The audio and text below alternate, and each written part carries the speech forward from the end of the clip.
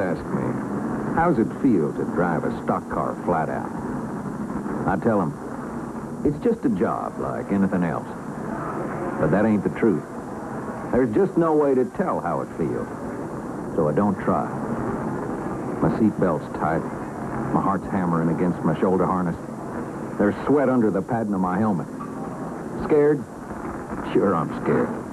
But I love every minute of it. I wouldn't give up this racing game for nothing in the world. There's something special about running here at Darlington in the Southern 500. This old place is the granddaddy of big-time stock car racing. Don't count yourself a stock car driver unless you run the Southern 5. There's no track like this one for competition. That's why 60 or 70,000 fans are here, and there'd be more if it wasn't fixing to rain. Everybody's wondering if we can run this race or not. Now, I don't figure to win. There's some pretty fast equipment up front. Cale Yarborough on the pole, Buddy Baker, Leroy Yarborough, the Allison brothers, Richard Petty, Dave Pearson. All of them have factory-sponsored cars, and us independent drivers don't stand much of a chance. But once you've had a taste of racing, you can't never quit and be happy. The old Darlington Raceway's been repaid, and the third turn's 2 lanes wide now. This'll be a wild race if the rain holds back. The pole position winner, Cale Yarborough in car 21, has got to be first across the starting line. And there goes Cale as the green flag waves.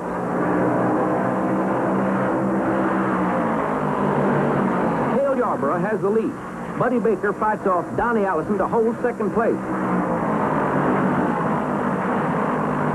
They're flying down the backstretch. Some of us are half a lap behind the leader as we spread out to get a little racing room.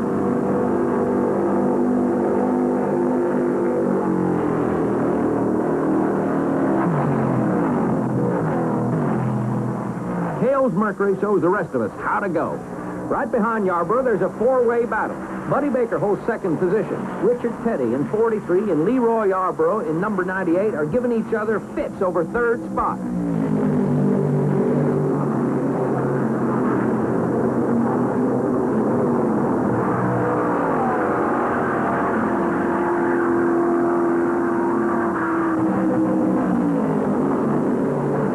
Takes Petty to hold position 3.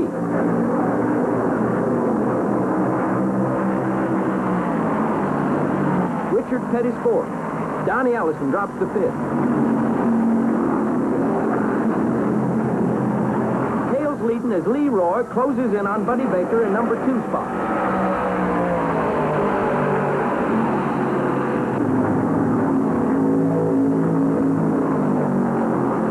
Yarborough's running 149 miles an hour, turning laps in 33.3 seconds. Leroy Yarborough passes Buddy Baker to take second. He's right behind Cale, who's still the leader.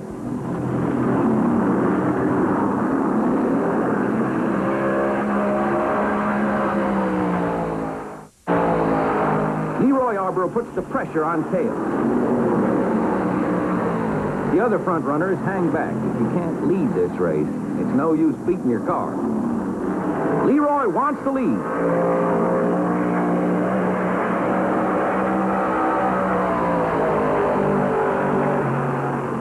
He puts his Ford right up behind Cale's Mercury.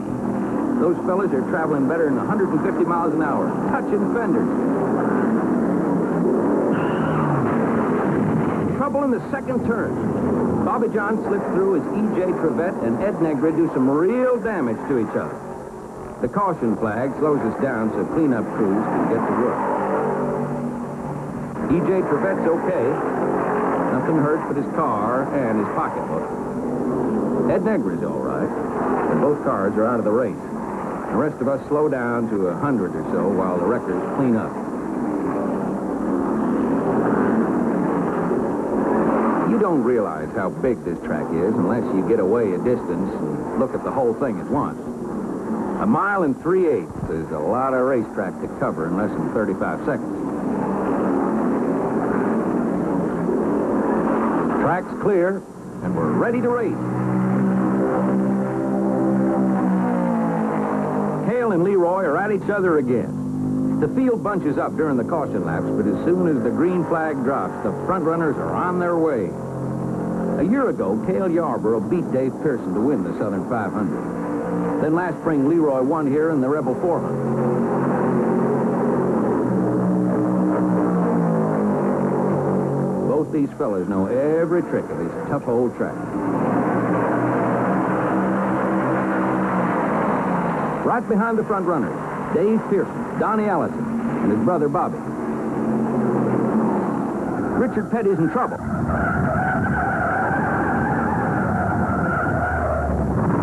Ooh, that hurts. Richard's had handling trouble since the start, and it looks like he just plain lost it in the third turn.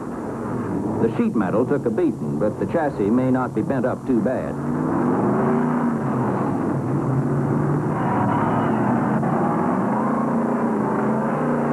There's no yellow flag since Richard slid clear of the track. And Cale Yarborough and Leroy Yarborough are still battling. Their last names sound the same, but are spelled different, and they're no relation.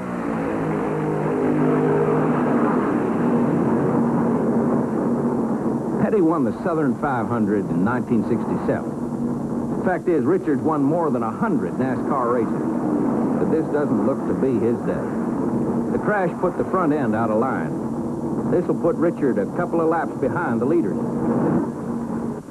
Leroy's moving. Leroy Yarborough dives low on the track where most fast cars can't run and grabs the lead. What a beautiful job of driving.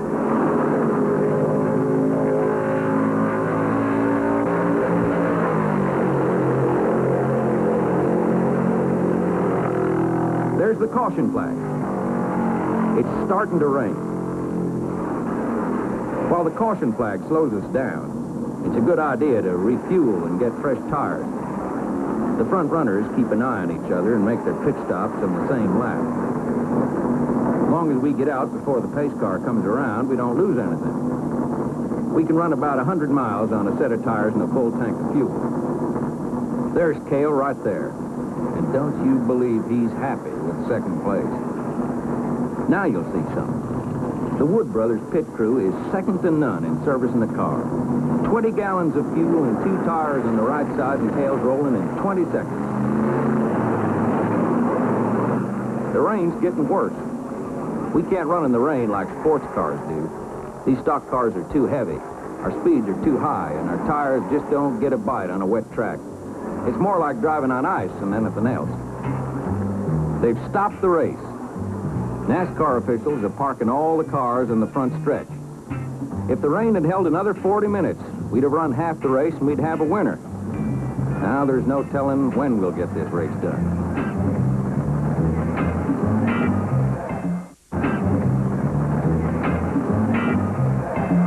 While the cars are stopped, nobody can do any mechanical work. We can't even touch the cars once we're out of them. NASCAR officials will lock the cars up overnight, if need be. The laps we've run so far are counted, and the race restarts.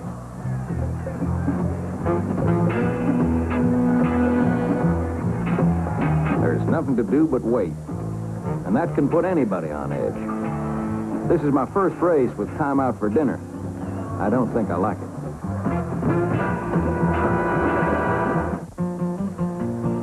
Don't that beat everything? Fire engines racing at Darlington on Labor Day. The rain stopped, and every kind of vehicle, except race cars, are trying to dry the track. Keep your fingers crossed we might get to finish this race.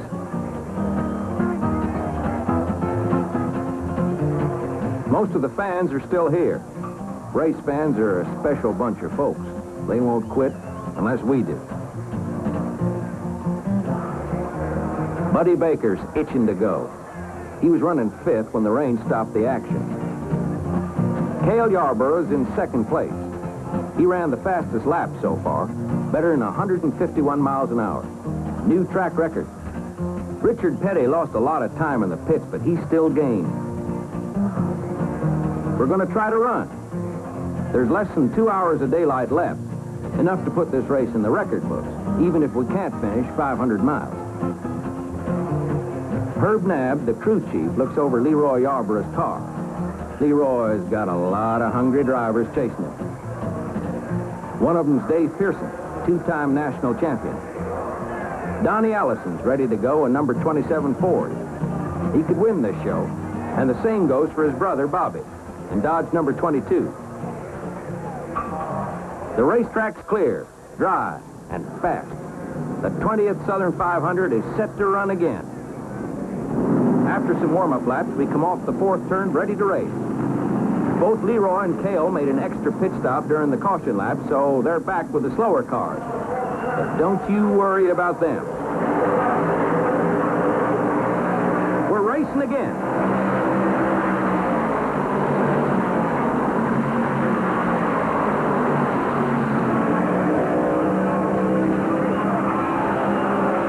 In the first turn, Cale Yarborough and Donnie Allison lock up in a tight battle. Allison's a Charger who was running third when the race was stopped. This is a battle for second place.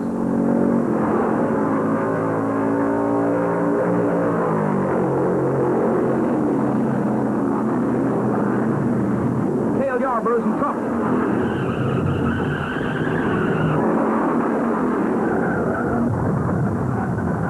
Cars are spinning all over the track. Leroy Yarborough threads a needle and gets through. Charlie Glotzback hits the wall but keeps control. Cale Yarborough slammed the wall broadside after he was hit by Buddy Baker. I can't see how Yarborough's car can race again today. Glotzback's car is still running. If it was me, I'd park it, but Charlie may have other ideas. Cale's through. No question about that. Glotzback brings his car around the track and heads for the pits. It'd be just like Charlie to try to get that car fixed.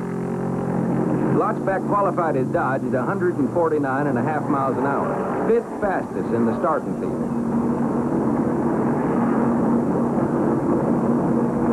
Glotzback's crew is doing some hurry-up body work while Charlie sits calm as you please. Looks like the sheet metal took most of the impact. These race cars aren't like your ordinary passenger cars. We got them braced and welded so tight they'll take a lot of punishment. Buddy Baker makes it to his pits on the backstretch. That car's still running after that collision with Yarborough. Glotzback's car is patched up good enough to run. While the caution signal's on, let's take another look at that accident. Try to figure out what happened. There's Cale Yarborough and Donnie Allison. Allison just barely tapped Cale's car, but it was enough to put Yarborough into a slide. Buddy Baker couldn't slow down and had no place to go but into Cale's car. As Cale and Buddy slid across the track, Leroy Yarborough just did manage to cut in front of them and get through. Charlie Glotzback bounced off the wall and squeaked through as Cale slammed the concrete right behind him. 2 seconds later, and Charlie would be on the sidelines now.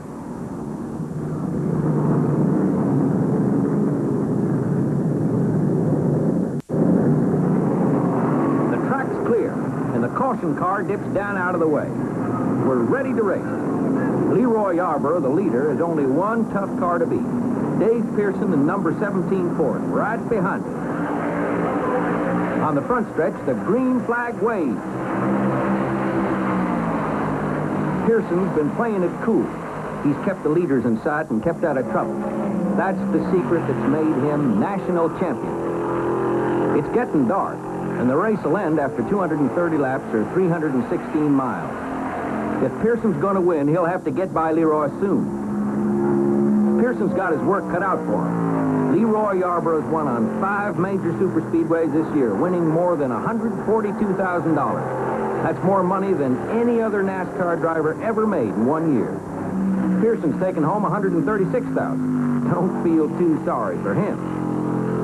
The Allison brothers are racing for third spot. Bobby in Dodge number 22 leads Donnie in Ford number 27. Off the track, they're real good buddies. But in a race, it's every man for himself. Donnie's fender was bent up when he tangled with Cale Yarborough, but the car's still running strong. Richard Petty in number 43 lets the Allisons by. Petty's still having trouble. Bobby Allison slides, and Brother Donnie smashes into it. If that don't beat everything. It seems that Bobby got a little sideways in the first turn, caught the guardrail, and slowed down. Donnie couldn't help but pile into it. Sure is embarrassing hitting your own brother that way. Where I come from, family feuds start over a lot less than this. Again, the yellow flag slows us down as the track is cleaned and inspected. It's getting darker by the minute. Both cars make it to the pits, and by the way those crews are moving, I gotta believe they want to get back in the race. Only 26 of the starting field of 40 are still running. Donnie Allison seems to have got the worst of it. Banjo Matthews, his mechanic, sets to work cutting the sheet metal loose. Leroy Yarborough still leads Dave Pearson. They're turning laps at nearly 150 miles an hour. The independent drivers just keep down out of the fast groove and let the factory cars fight it out.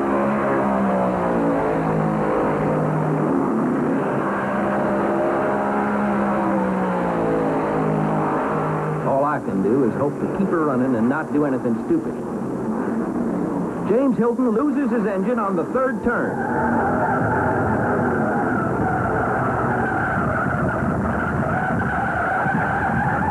When an engine blows, it usually spills oil on the track.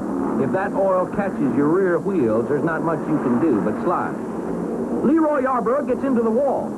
Right near the spot Hilton dropped oil. Dave Pearson drops down and takes first place. The yellow flag's out now, and Leroy is waving his arm, telling his crew he's going to need help in a hurry. This is a tough break for Leroy. There's no telling how much damage he did. This race is turning into a regular demolition derby. All the top factory cars, except Pearson, have hit something. Petty, the Allison brothers, Cale Yarborough, Buddy Baker, Charlie Glotzback, and now Leroy Yarborough. This keeps up, I might win this race. Leroy's in the pits pointing to his right front. The crew is all over that car trying to get her back on the track before the pace car and Dave Pearson get by and put him a lap behind. As long as you stay in the same lap as the leader, you got a chance to win. A safety car soaks up the oil dropped by Hilton's engine. Leroy's on his way. He's still in competition with Dave Pearson. That's some pit crew.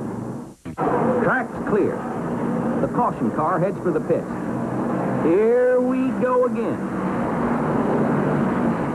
Dave Pearson has the lead, but Leroy Yarborough's right on his tail and handling his car like he never punched the guardrail with it.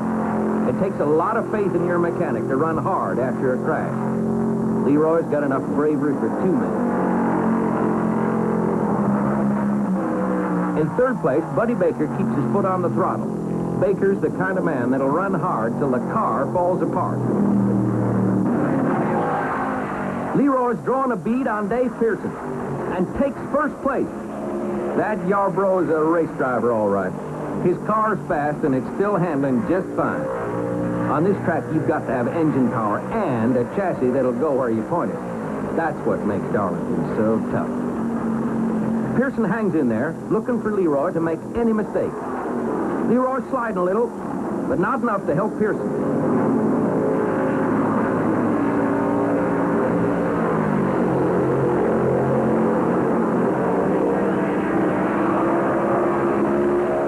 Leroy brushes the fence. That's got to slow him down.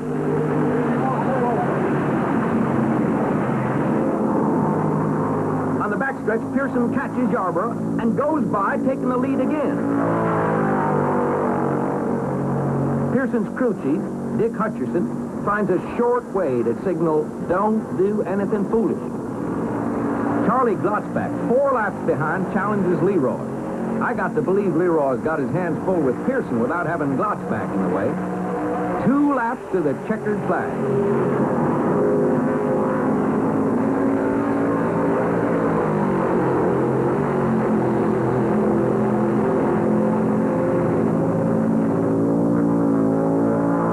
Slides just enough to get into the guardrail. Leroy Yarborough closes in. It's one of those wild Darlington finishes coming up. This is the last lap of this race.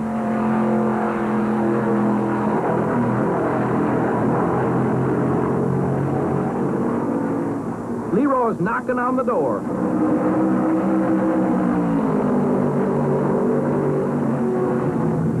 Yarborough takes the lead. Less than half a lap to go.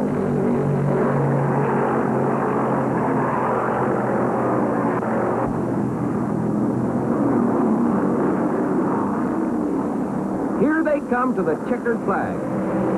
Leroy Yarborough wins the Southern 500, and his crew goes wild.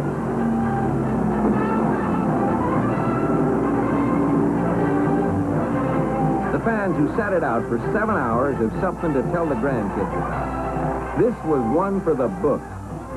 Average speed was only 105 miles an hour, but what a race. There's Leroy's Ford easing into the winner's circle. Like dozens of other great drivers, he's added something to the history of this fabulous racetrack. 7 hours after Gentlemen, Start Your Engines, Leroy's met by his crew, his friends, and the press photographers. Barney Wallace, president of the Darlington Raceway, hands him a check for $21,000, the winner's share of the $108,000 purse. Miss Southern 500 plants a kiss, and one of the Union Oil race stoppers is there to congratulate the winner.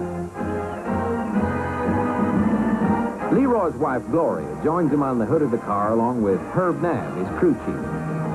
Because of rain and wrecks, Yarborough's average speed was slowest in 10 years. But when we were running, Leroy was fast, and in competition, he was like nothing else in the world. This victory brings Leroy's earnings so far this year to more than $160,000, a new record. Yarborough said, "I don't know when I've run so hard for an entire race. I don't think I've ever been so tickled about anything in my life."